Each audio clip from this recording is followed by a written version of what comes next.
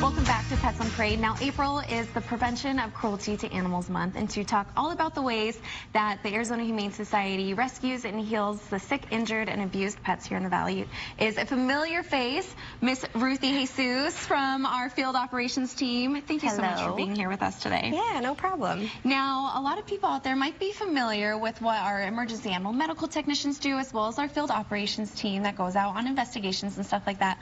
But for anyone who might just be joining us or who needs a little refresher, can you tell us what your team does? Absolutely. So my team responds to calls for ambulance and rescue across the greater Phoenix area, and we work 365 days a year. We also respond to calls for animal cruelty and neglect, and we partner with local law enforcement agencies to help them in their performance of investigations.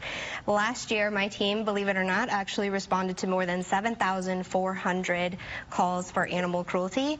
And she's so cute.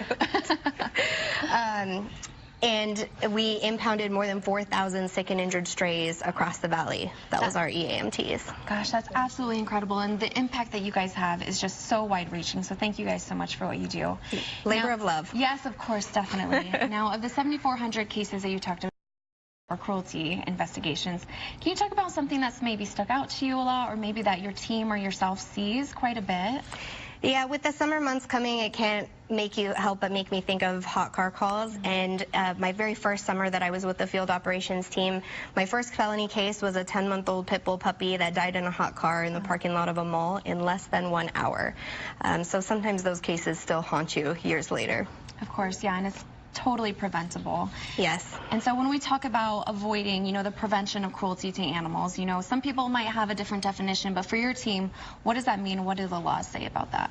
So when we're talking about prevention, honestly, that means to us education. So when our team goes out, we're trying to make contact with people and really assess the whole situation. So yes, we are there to help in the enforcement of what's legal, which would be food, water, shelter, and access to medical care. But honestly, we're really trying to help people become better pet owners, spay and neuter their animals, have access to low-cost vet care, make sure that the setup they have is not just legal, but is really suitable and really going to be healthy to prolong the life of their animal. Of course, that's so important. So, at the Arizona Humane Society, we're not only out in the streets physically rescuing these animals, but we also work with the Humane Coalition of Arizona and a lot of different areas to really help advocate for these animals. And something that we have that's very exciting is HB 2671. Can you explain what that is and kind of the next steps of that? Yeah, it's actually very exciting. The Humane Society has really been driving this bill, and we are very excited that it passed in the Senate this week, and we'll be moving on for a full vote in the House. So that's really great news, because currently even the most extreme cases of animal cruelty and neglect are unfortunately a Class 6 felony. So when you're talking Class 6 felony, that can actually be reduced to a misdemeanor, and most oftentimes includes a sentence that does not include jail time. So that can be, very frustrating, very discouraging. So we're really hoping to up the ante with regards to the bill. Of course, definitely. I mean, we definitely see the worst of the worst cases at the Arizona Humane Society, and it's very disheartening to see that someone can just go out to the streets with barely a slap on the wrist. So for anyone out there that is really passionate about this and wants to help be an advocate for our animals and be a voice for them, what would you recommend that they do? So it's really going to be important, as we're looking at upping that charge to a Class 5 felony, which would mean that the charge cannot be dropped to a misdemeanor and would most likely include jail time.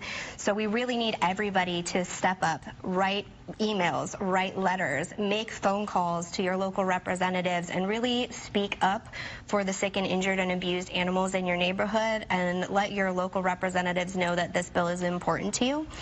Also, you can sign up for AHS advocacy alerts at azhumane.org/advocacy, and our team at the Arizona Humane Society will keep you up to date on everything that's going on. Oh my goodness. Well, Ruthie, seriously, from the bottom of all of our hearts, thank you so much for everything that you and your team does.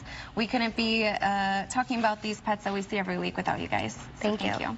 And thank you guys so much for tuning in. Make sure to keep it tuned right here. We're going to introduce you to this adorable little girl who has the cutest underbite in the world when we get back.